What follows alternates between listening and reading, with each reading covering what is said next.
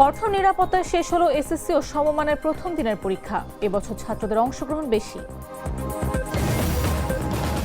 সংরক্ষিত নারী আসনে মনোনয়ন দাখিলের শেষ দিনে জমজমাট প্রতিদ্বন্দ্বিতা চলছে মনোনয়ন সংগ্রহ ও জমা। সিরাজগঞ্জে আমির হামজার বিরুদ্ধে গ্রেফতারি পরোয়ানা জারি, মন্ত্রী টুকুকে নাস্তিক বলে মানহানির মামলা।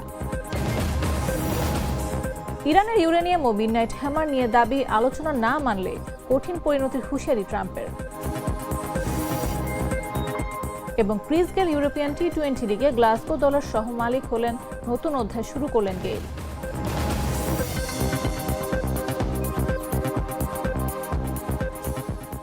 দুপুর ৩টা নিউজে সবাইকে আমন্ত্রণ। সাথে আছে আমি নাফিস আব্দুল্লাহ।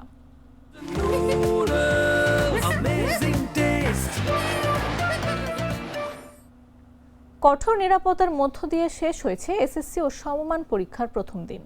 সকাল 10টায় শুরু হয়ে দুপুর 1টায় শেষ হয় এ পরীক্ষা। এবছর অংশগ্রহণের ছাত্রীদের চেয়ে ছাত্রদের সংখ্যা বেশি হওয়ায় দেখা দিয়েছে নতুন প্রবণতা। নকল ও ডিজিটাল জালিয়াতি ঠেকাতে ছিল কঠোর নজরদারি। তবে কেন্দ্রের বাইরে অভিভাবকদের ভোগান্তি, বিদ্যুৎ সংকট ও যানজটের চিত্র উঠে এসেছে। বিস্তারিত জাগরেস রিপোর্টে। ফেসবুকে, পেপারে, টেলিভিশনে যে সমস্ত কথাগুলো বলা হচ্ছে এতে তারা প্যানিক হচ্ছে, তার সঙ্গে বিদ্যুৎ বিভ্রাট। দেশ জুড়ে শেষ হলো 2026 সালের এসএসসি ও সমমান পরীক্ষার প্রথম দিনের কার্যক্রম। সকাল 10টা থেকে শুরু হওয়া এই পরীক্ষায় অংশ নেয় লাখো শিক্ষার্থী। এতে সারা দেশে 30,666টি স্কুল, মাদ্রাসা ও কারিগরি শিক্ষা প্রতিষ্ঠানের 18.5 লাখেরও বেশি পরীক্ষার্থী অংশ নেয়। বিগত কয়েক বছর ধরে ছাত্রদের চেয়ে ছাত্রীদের অংশগ্রহণ বেশি ছিল। এবার তাতে ছন্দপতন ঘটেছে। এবার ছাত্রীদের চেয়ে বেশি সংখ্যক ছাত্র পরীক্ষায় অংশ নিচ্ছে। শিক্ষা মন্ত্রণালয় ও আন্তঃশিক্ষা বোর্ড সমন্বয় কমিটির দেয়া তথ্য বিশ্লেষণ করে এমনটি দেখা গেছে। পরীক্ষা চলাকালে কেন্দ্রের বাইরে অপেক্ষা করতে দেখা গেছে অভিভাবকদের। এবারের পরীক্ষাকে ঘিরে শিক্ষামন্ত্রীর বিভিন্ন উদ্যোগে আশাবাদী তারা। তাদের ভাষ্য, বর্তমান শিক্ষামন্ত্রী শিক্ষা বান্ধব ভূমিকা রাখছেন। শিক্ষা বান্ধব একজন মানুষ, সচেতন, বা বাচ্চাদের ওরা বুঝে ভালো। ওনার সম্পর্কে আগেও কিছু দেখছি, তো আশা করি যে উনি অনত এতটা সময় পায় নাই, সামনে আরো ভালো করবে আশা, সেই আশায়। তবে কেন্দ্রে আসতে নানা ভোগান্তির অভিযোগ করেছেন অভিভাবকেরা। বিশেষ করে বিদ্যুৎ সংকটের কারণে পরীক্ষার্থীদের প্রস্তুতিতে বিঘ্ন ঘটেছে বলেও জানান তারা। আমরা সকাল 8টা বাজে বের হয়ে আমরা কিন্তু আসলে যানজটের ভিতর দিয়ে আসতে পারি না। আমি 3 কিলোমিটার বাচ্চাকে নিয়ে হেঁটে আসছি গরমের ভিতর দিয়ে। এটা চরম একটা ভোগান্তি। আমি প্রশাসনের দৃষ্টি আকর্ষণ করতে চাই। কারেন্ট ছিল না, গতকালকেও ছিল না, তার আগের দিনও ছিল না। তার স্বাভাবিকভাবে তার তো স্বাভাবিক কষ্ট হচ্ছে। একে গরম, তার উপরে বিদ্যুৎ বিভ্রাট।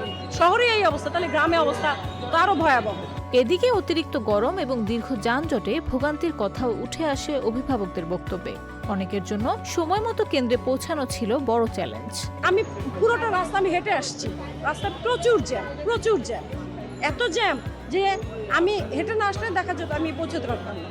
বাংলা প্রথম পত্রের মাধ্যমে শুরু হয়ে পরীক্ষার লিখিত অংশ চলবে আগামী 20 মে পর্যন্ত।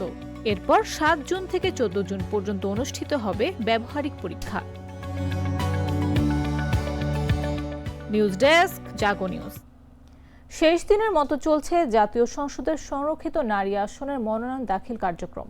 মঙ্গলবার রাজধানীর আগারগাঁওয়ের নির্বাচন ভবনে সিনিয়র সচিব আক্তার আহমেদ সভাপতিত্বে মনোনয়ন দাখিল কার্যক্রম শুরু হয়। জামায়াতের সহকারী সেক্রেটারি জেনারেল হামিদুর রহমান আজাদের নেতৃত্বে এনসিপি, জাকপা, খেলাফত মজলিস সহ 11 দলীয় জোটের প্রার্থীরা সমন্বিতভাবে মনোনয়ন দাখিল করেন। এছাড়া মনোনয়ন জমা দেন বিএনপি মনোনীত নরসিংদী 4 সংরক্ষিত নারী আসনের প্রার্থী সেলিনা সুলতানা নিশিতা সহ 6 জন প্রার্থী।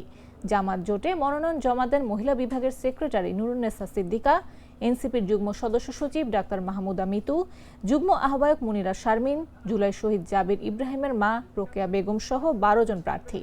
সংরক্ষিত 50টি আসনে বিএনপি জোট পাবে 36টি, জামায়াত 13টি এবং স্বতন্ত্র প্রার্থীদের মধ্য থেকে একজন সংরক্ষিত নারী আসন পাবেন। সংরক্ষিত 50টি আসনে প্রতিদ্বন্দ্বিতা করতে 464 জন নির্বাচন কমিশন থেকে ফর্ম সংগ্রহ করেছেন।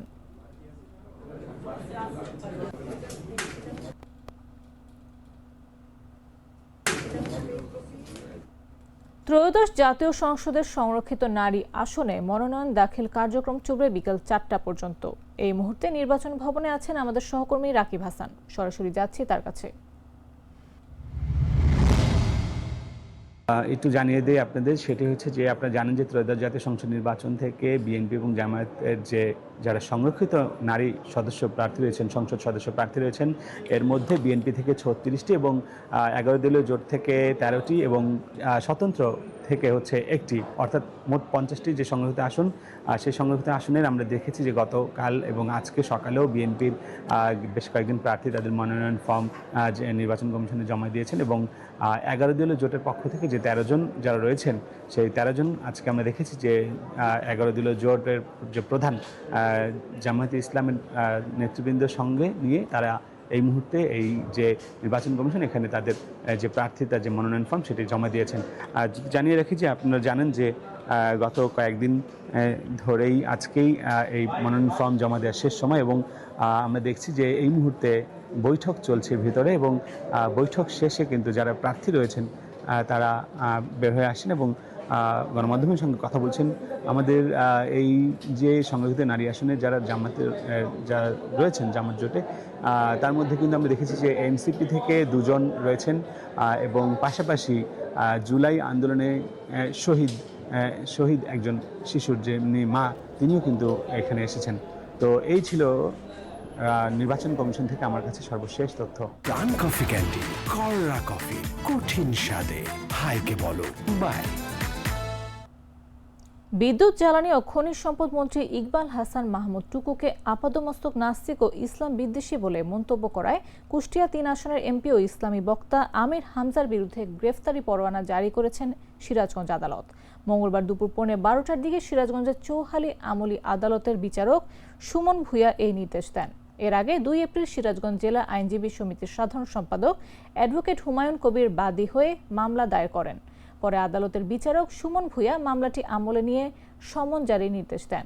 জেলা আইনজীবী সমিতির সাধারণ সম্পাদক ও মামলার বাদী অ্যাডভোকেট হুমায়ুন কবির জানান, বিদ্যুৎ, জ্বালানি ও খনিজ সম্পদ মন্ত্রী ইকবাল হাসান মাহমুদ একজন সম্ভ্রান্ত মুসলিম পরিবারের সন্তান। তিনি বিভিন্ন ধর্মীয় প্রতিষ্ঠানের সঙ্গে জড়িত। কিন্তু গত 27 মার্চ কুষ্টিয়া সদর উপজেলার বড় মসজিদে জুমার খুতবার আগে আলোচনায় বিদ্যুৎ ও জ্বালানি মন্ত্রীর দেয়া এক বক্তব্যের প্রসঙ্গ টেনে মুফতি আমির হামজা বলেন, বিদ্যুৎ ও জ্বালানি মন্ত্রী ইকবাল হাসান মাহমুদ টুকু একজন নাস্তিক ও আপাদমস্তক ইসলাম বিদ্বেষী। এতে মন্ত্রীর সম্মানহানি হয়েছে বলে দণ্ডবিধি 296, 500 ও 504 ধারায় মানহানির একটি মামলা করা হয়েছে। এ মামলায় মঙ্গলবার বিচারক তার বিরুদ্ধে গ্রেফতারি পরোয়ানা জারি করেছেন। একই ঘটনায় গত 30 মার্চ সিরাজগঞ্জ সদর আমলি আদালতে অ্যাডভোকেট SM নাজমুল ইসলাম বাদী হয়ে আমির হামজার বিরুদ্ধে 100 কোটি টাকার মানহানির মামলা করেছেন।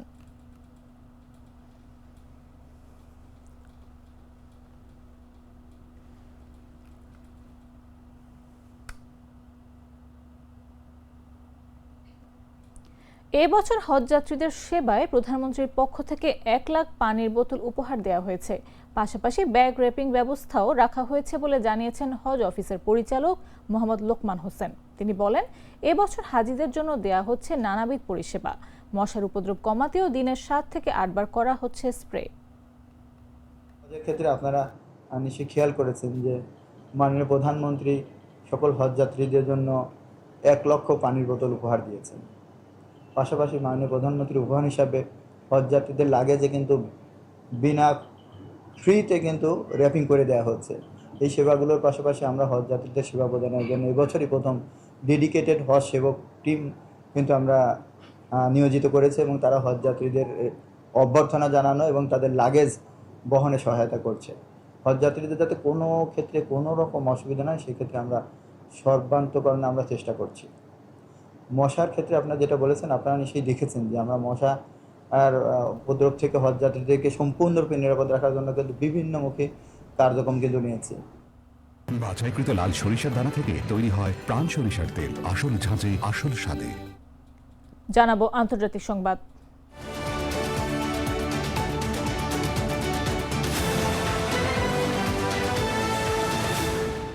মার্কিন প্রেসিডেন্ট ডোনাল্ড ট্রাম্প তার ট্রুথ সোশ্যালে এক পোস্টে ইরান থেকে সমৃদ্ধ ইউরেনিয়াম উদ্ধার প্রসঙ্গ তুলে ধরেন। তিনি লিখেছেন, অপারেশন মিডনাইট হ্যামার ছিল ইরানের নিউক্লিয়ার ডাস্ট স্থাপনাগুলোর ওপর সম্পূর্ণ ও সর্বাত্মক ধ্বংসযজ্ঞ। ফলে সেখান থেকে তা খনন করে বের করা হবে দীর্ঘ কঠিন একটি প্রক্রিয়া। অপারেশন মিডনাইট হ্যামার হলো গত বছরের জুনে যুক্তরাষ্ট্রের চালানো একটি অভিযানের নাম। এতে যুক্তরাষ্ট্রে 125টি সামরিক বিমান ইরানের 3টি পারমাণবিক স্থাপনা ফোর্দো, নাতাঞ্জ ও ইস্পাহানে হামলা চালায়। এরপর তিনি আরও লেখেন, ভুয়া সংবাদ মাধ্যম সিএনএন এবং অন্যান্য দুর্নীতিগ্রস্ত মিডিয়া নেটওয়ার্ক ও প্ল্যাটফর্ম আমাদের মহান বিমান চালকদের প্রাপ্য কৃতিত্ব দিতে ব্যর্থ হচ্ছে। তাদের সবসময় খাটো করা ও তুচ্ছ করার চেষ্টা করছে লুজার্স। এর আগে পাকিস্তানের মধ্যস্থতায় দ্বিতীয় দফার সম্ভাব্য বৈঠকের আগে ইরান সমঝোতায় আসবে বলে আশা প্রকাশ করেন প্রেসিডেন্ট ট্রাম্প। এর ব্যতিক্রম ঘটলে দেশটিকে চরম পরিণতির মুখোমুখি হতে হবে বলে হুঁশিয়ারি দিয়েছেন তিনি। মার্কিন সম্প্রচার মাধ্যম সিএনএনকে দেয়া এক সাক্ষাৎকারে ট্রাম্প বলেন, তারা আলোচনায় বসতে যাচ্ছে, আর যদি তা না করে তবে তারা এমন সমস্যার সম্মুখীন হবে যা আগে কখনো দেখেনি। একটি ন্যায্য চুক্তির আশা প্রকাশ করে ট্রাম্প আরও বলেন, আশা করছি তারা একটি সম্মানজনক চুক্তিতে আসবে এবং নিজেদের দেশকে পুনর্গঠন করবে। তবে ইরান কোনোভাবে পারমাণবিক অস্ত্র তৈরি করতে পারবে না বলে সাফ জানিয়ে দেন তিনি।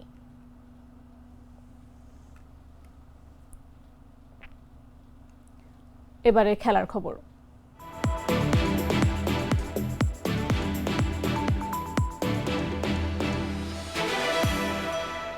টি-20 ক্রিকেটের একসময় সবচেয়ে বড় তারকা ক্রিস গেইল নিয়মিত খেলতেন বিশ্বের নামি দামি সব ফ্র্যাঞ্চাইজি টি-20 লিগে। এবার তিনি দল কিনলেন ইউরোপের ফ্র্যাঞ্চাইজি লিগে। গ্লাসগো ভিত্তিক একটি ফ্র্যাঞ্চাইজির সহ মালিক হিসেবে যুক্ত হয়েছেন তিনি, যা এই গ্রীষ্মে শুরু হতে যাওয়া ইউরোপিয়ান টি-20 প্রিমিয়ার লিগের উদ্বোধনী আসরের অংশ নেবে। গেইল ভারতের মুগাফি গ্রুপের সঙ্গে অংশীদারিত্বে দলটি কিনেছেন, যার নাম রাখা হয়েছে গ্লাসগো মুগাফিয়ান্স। এই দলটি আগে কেনার কথা ছিল রাহুল দ্রাবিড় ও রবিচন্দ্রন আশ্বিনের নেতৃত্বাধীন একটি বিনিয়োগকারী গোষ্ঠী গ্লাসগো। তবে এখন তারা ডাবলিন ভিত্তিক দলের দিকে আগ্রহ সরিয়ে নিয়েছে বলে জানা গেছে। নতুন ভূমিকা নিয়ে গেইল বলেন, এই ফ্র্যাঞ্চাইজির সহ মালিক হওয়া তার জন্য একটি নতুন ও রোমাঞ্চকর অধ্যায়। 46 বছর বয়সী গেইল 1999 থেকে 2021 সালের মধ্যে ওয়েস্ট ইন্ডিজের হয়ে 103টি টেস্ট, 301টি ওয়ানডে ও 79টি টি-20 আন্তর্জাতিক ম্যাচ খেলেছেন। ফ্র্যাঞ্চাইজি ক্রিকেটের অন্যতম পরিচিতি মুখ হিসেবেও তিনি সুপরিচিত।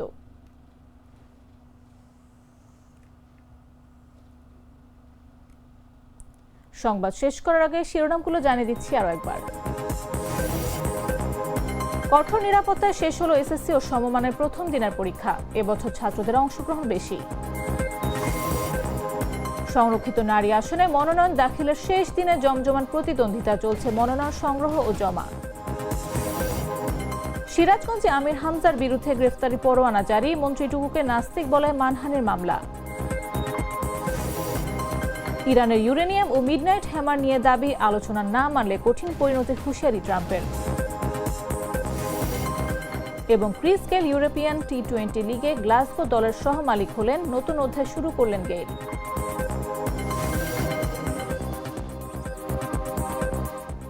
দর্শক, এই ছিল এখনকার মতো। প্রতি মুহূর্তে সর্বশেষ খবর পেতে ভিজিট করুন jagonews24.com, ফলো করুন আমাদের ভেরিফাইড ফেসবুক পেজ এবং সাবস্ক্রাইব করুন জাগো নিউজের ইউটিউব চ্যানেল। এতক্ষণ সাথে থাকার জন্য ধন্যবাদ সবাইকে।